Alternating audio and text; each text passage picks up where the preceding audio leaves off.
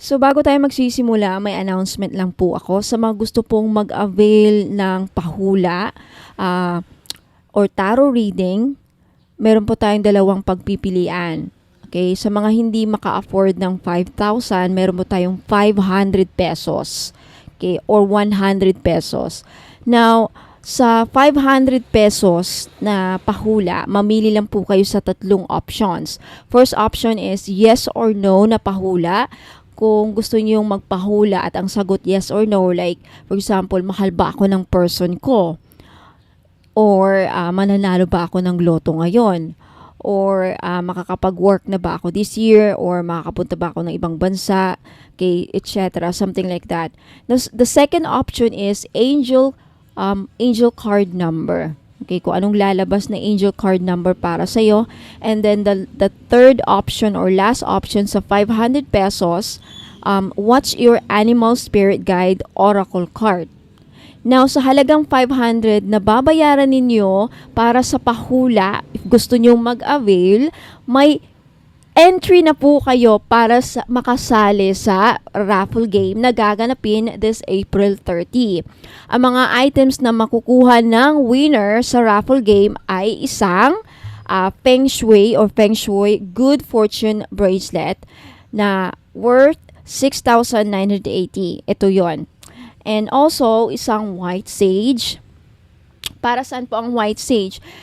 Ito pong white sage ay nagbibigay proteksyon, pangtanggal ng mga kamalasan, pangtanggal ng mga negative energy na kumakapit, pang-cleanse ng aura natin.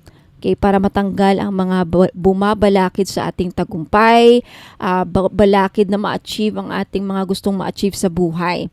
At also, nag-a-attract po ito ng prosperity, abundance, at blessings. At isang Palo Santo. Now, the Palo Santo is also the same din ng white sage. Okay, ito talaga ang number 1 na pangtanggal ng mga negative energies at pangtaboy sa mga negatibong enerhiya na posibleng kumakapit sa iyo. At pangalis, pangtaboy ng mga evil spirits, mga masasamang elemento na posibleng sumusunod sa iyo at pang-proteksyon sa kulam, mga madam. At also, may tendency din po pala siyang makatanggal ng kulam if hindi pa too late.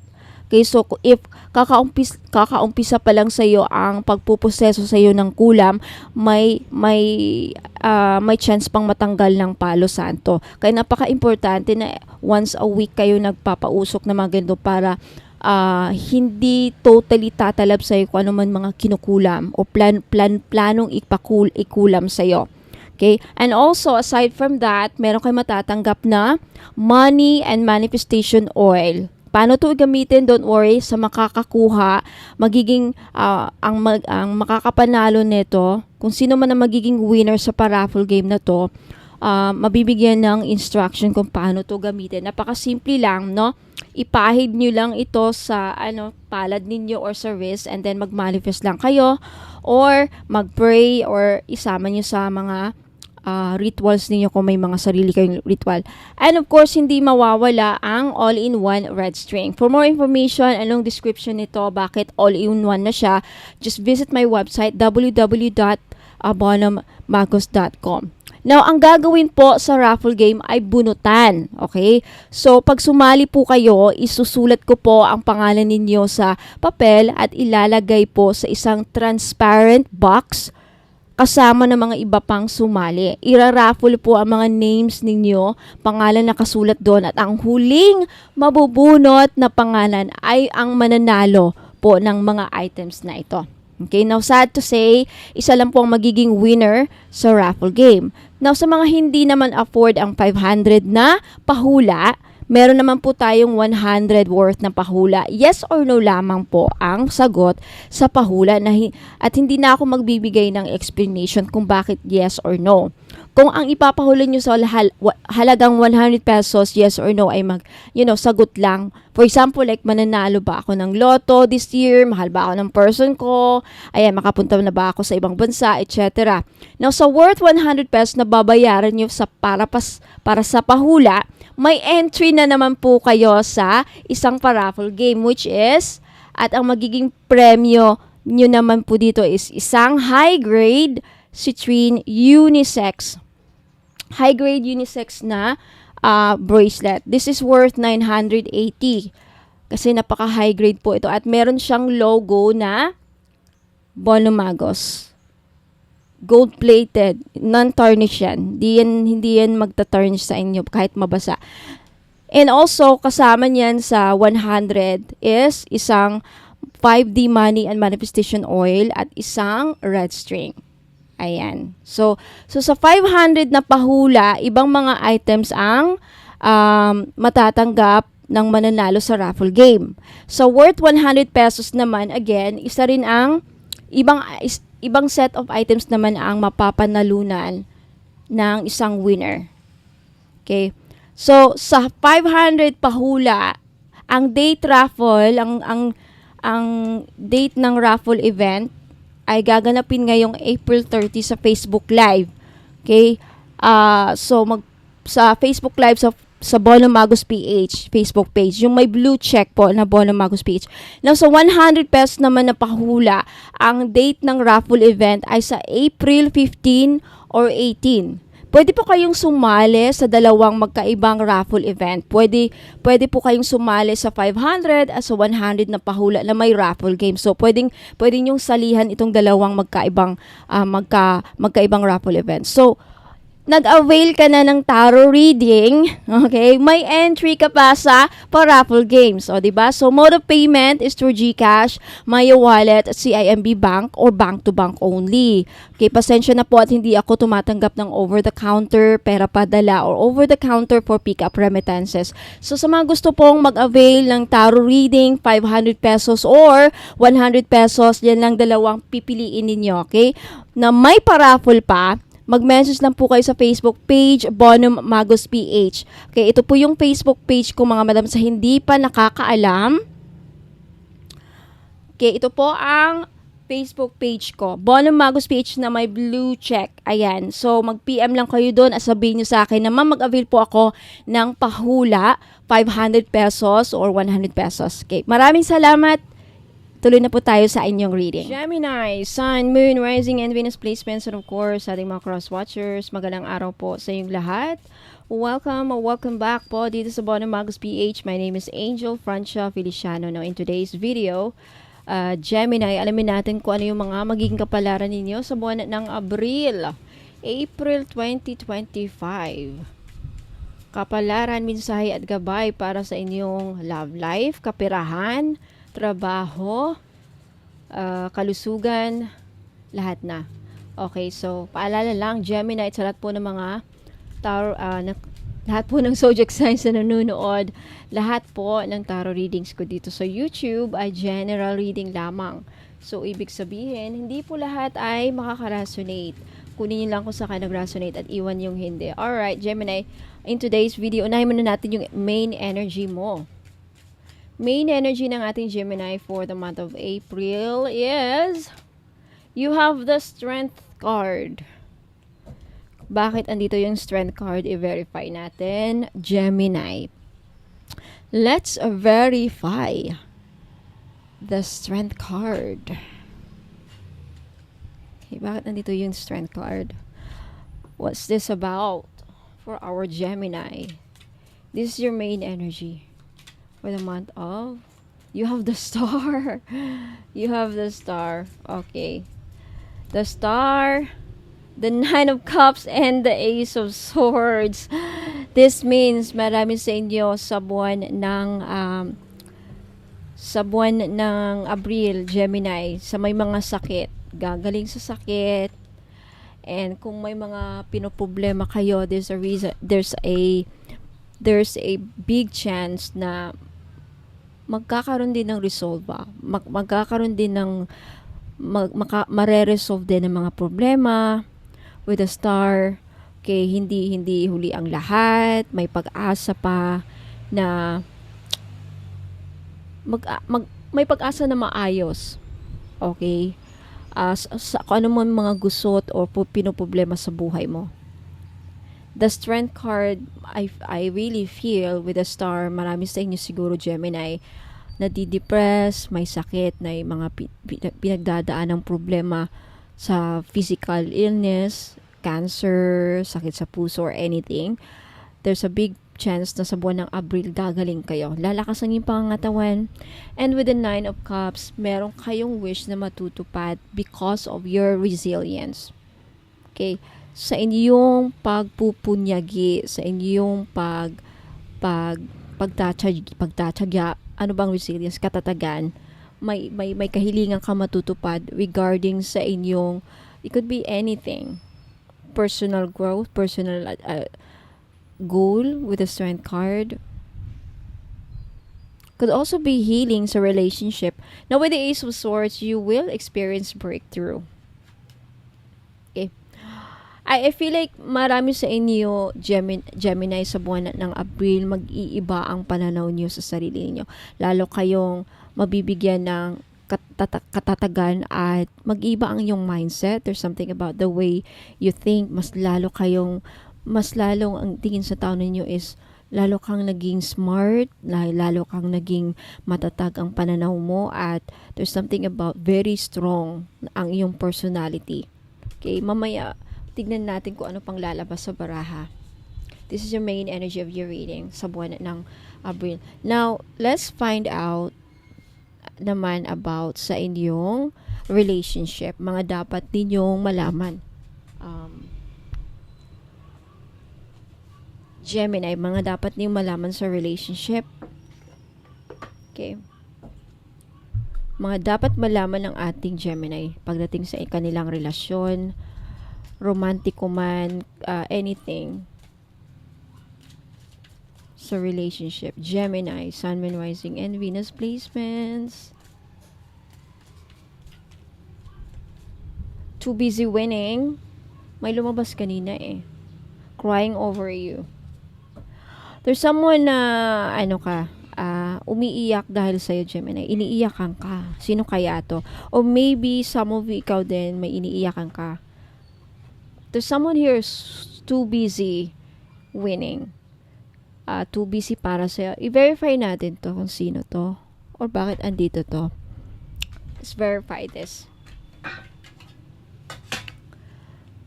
Sino tong umiiyak sa'yo, iniiyakan ka, or sino tong busy para sa'yo.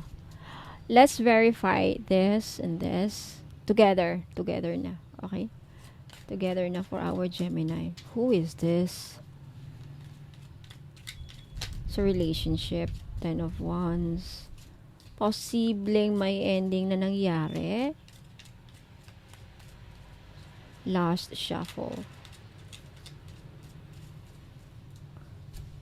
King of Wands. Ace of Coins. 5 of Swords. Yan, nag-away ka lang talaga kayo. Yeah, 6 of Wands. I feel like you're dealing with someone na mataas ang tingin sa sarili, Gemini. Someone who's very laging may accomplishment. Okay. I feel like marami sa inyo, yung person mo, the reason why yung person mo is busy as of now sa'yo, walang time sa'yo, so possibly yung iba sa'yo, Gemini, yan ang iniiyakan mo because busy siya na ma-accomplish yung mga bagay na gusto niyang ma-achieve sa buhay. I feel like mataas ang hangarin ng person mo. Meron siyang ma-achieve siguro sa trabaho, sa sarili. Meron siyang gustong maabot na pangarap. Sino tong umiiyak sa'yo? Iniiyakan ka, crying over you. May taong iniiyakan ka, Gemini. It's very sad. So, makaka-resonate lang hurt and upset. The reason why upset because nag-away kayo. Pinagsalitaan mo na hindi mas maganda. Nagbitaw ka ng hindi magandang salita sa kanya. Okay, sumama ang loob niya dahil sa mga pinagsasabi mo sa kanya. Meron kang sinabi na iniiyakan niya. It could also be someone na the reason why iniiyakan ka is because I think gusto niya magkaroon ng relationship.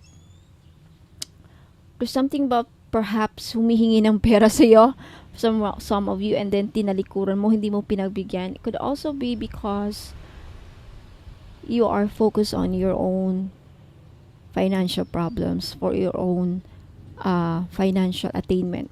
Mamaya balikan ko yun saglit. Wait lang. Okay, against a relationship, ni Gemini, I feel like itong tao na to possibly an air sign, fire sign, Aries, Leo, Sagittarius, or Taurus, Virgo, Capricorn. I feel like the reason why, yung iba sa inyo, I feel like the person, itong tao mo na to na kinaiiyakan nyo siguro. Sa mga Gemini dyan na may iniiyak ang tao, I feel like the reason is, itong tao na to is, focus din siya sa kanyang sarili. I think may gusto siyang ma-achieve financially. Okay? And I feel like this person is, meron siyang planong umpisahan para sa sarili. Could be a business, could be bagong pagkakitaan, new source of income. Focus siya sa kanyang stability. Okay? Focus siya sa kanyang sariling kinabukasan. And also, I feel like this person, I'm not sure if in the future magsusorry siya, but I feel like the reason is, possibly ang pinag-aawayan or pag-aawayan ninyo, Gemini, with you and your person in the future is pera. There's something about pera ang pag-aawayan ninyo. Okay, so punta na tayo sa sa trabaho. Okay, trabaho. Ano mga dapat ninyong malaman, Gemini, pagdating sa inyong trabaho? Trabaho for our Gemini, Sun, Moon, Rising, and Venus placements. You have the 8 of Wands. Meron kayong ma-receive na news. I-clarify natin tong 8 of Wands. Bakit andito to? What's this all about? The 8 of Wands sa trabaho para sa ating Gemini. Gemini, Sun, Moon, Rising, and Venus placements. 8 of Wands. Bakit andito yung 8 of Wands? 8 of Wands. Alright. The King of Pentacles, Queen of Swords, and the King of Swords. So, some of you, Gemini, makaka-receive kayo sa buwan ng April ng news, balita patungkol sa iyong trabaho. Some of you makaka-receive ng news patungkol sa travel, work travel, kailangan magbiyahe related sa work. And of course, makaka-receive kayo ng good news regarding sa iyong trabaho. Some of you either mapupromote, magkakaroon ng increased salary, or malilipat sa ibang destinasyon, malilipat sa ibang branch, malilipat sa ibang destinasyon or lugar, or this is a confirmation na yung iba sa Gemini, if nagpaplano kayong magtrabaho sa ibang bansa, meron na yung ticket, makakapunta ka sa ibang bansa, ready na kayo magbiyahe papunta sa inyong work, makapagtrabaho na kayo. Okay? Could also be something about, makaka-receive kayo ng balita. Sa mga Gemini natin dyan na naghahanap ng balita, naghahanap ng bagong trabaho, this is a confirmation na matatanggap kayo sa trabaho. Makaka-receive kayo ng magandang balita na tanggap kayo sa trabaho. King of Swords. There's something about your work na I think pinagplanuhan ninyo, Gemini, kasi some of you magtatrabaho. There's something pinag-iisipan nyo ng mabuti yung trabaho ninyo kasi affected dito ang travel. There's something about travel. Okay? Ayan, sa buwan ng Abril. Alright, punta tayo sa inyong kaperahan, Gemini. Pagdating sa inyong kaperahan, mga dapat ninyong malaman pagdating sa inyong finances or kaperahan. Finances for our Gemini, kaperahan sa buwan ng Abril. Gemini, you have the High Priestess. Okay, i-clarify natin to bakit andito yung High Priestess. Okay, I want to make sure nakikita niyo yung baraha. The High Priestess, bakit andito yung High Priestess? What is this all about? Pagdating sa pera for our Gemini.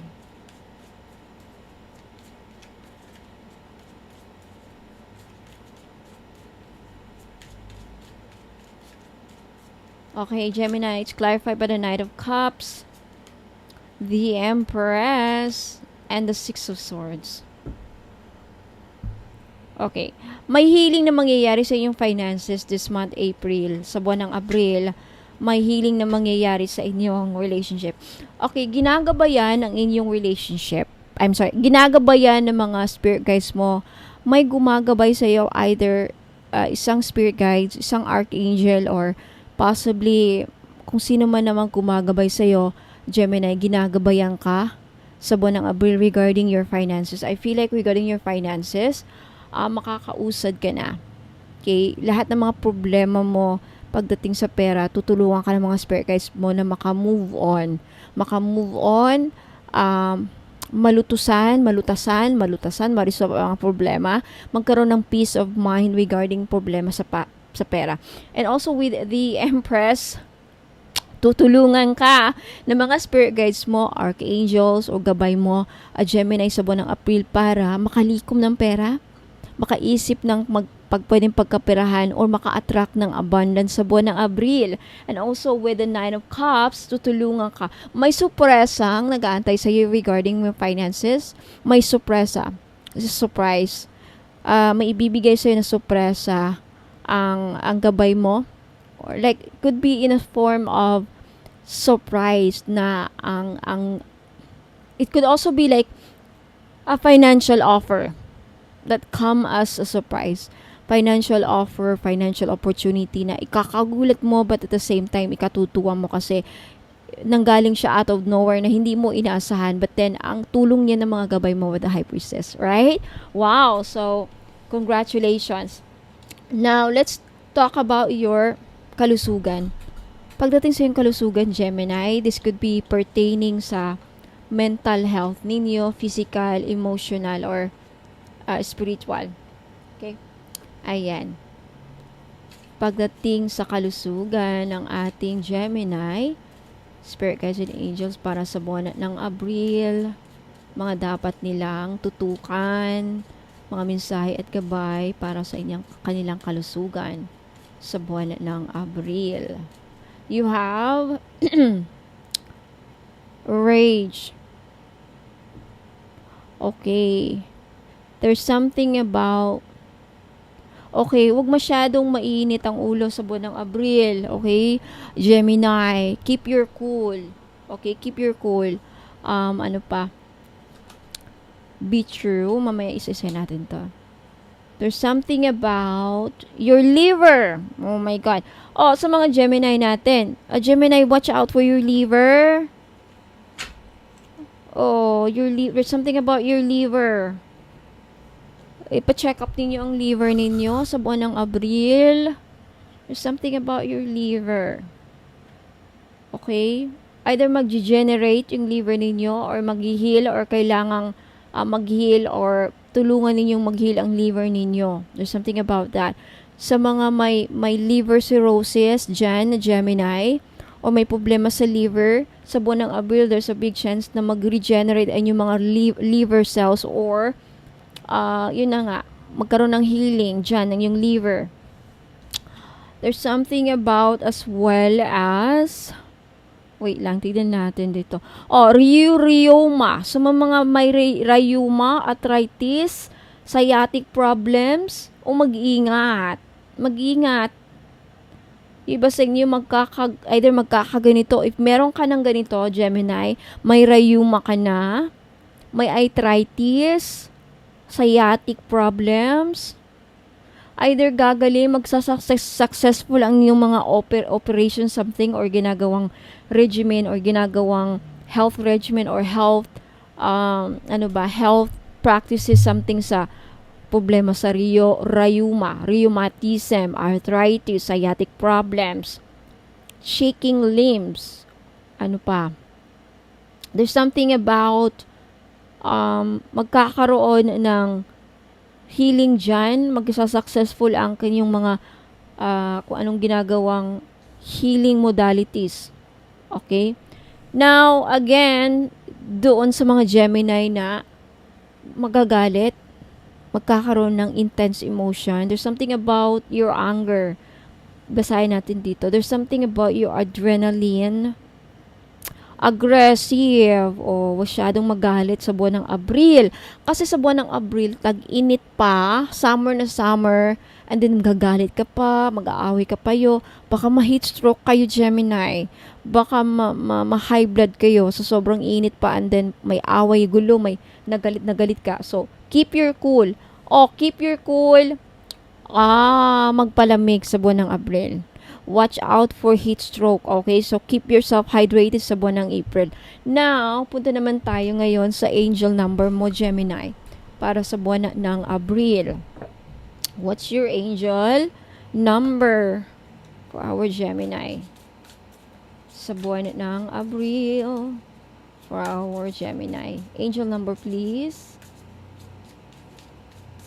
You have angel number 0220. Act on your idea. If meron kang gustong gawin mo na sa Abril. May naisip kang idea na sa trabaho, may naisip kang idea na bagong pagkakitaan gustong gawin, bagong pagkabalahan para new source of income. There's something about disiplina ang kailangan. And also, there's something about divine timing. Okay, trust. When it comes to your goals, trust in divine timing. When it comes to your ambition, ayan, sabi dito, you have the benefit of good fortune this April. And if you use your wise judgment or decision, you can do anything. In this place, you can reach new heights. You should act on your potential when you see this pattern, since when your plant will grow, you're about to experience a spectacular ascent. So, kung meron kayong uumpisahan sa buwan ng April, there's a big chance na ang bilis ng tubo, ang bilis ng proseso, ang bilis ng increase of success. Like, ang success, ang bilis. Okay, wow, congratulations. So, it's time to act on your ideas kung meron kayong gustong gawin, project, or anything. This time is the best time to start. At huwag niyong mamiss tong pagkakataon na to. Now, punta naman tayo, Gemini, sa future energies mo. Something that you look out for. Future energies ng ating Gemini, please. Spirit guides and angels. Okay. Future energies. Oy, nahulog. Ano yan? Wait lang. Masyadong marami. I-reshuffle natin.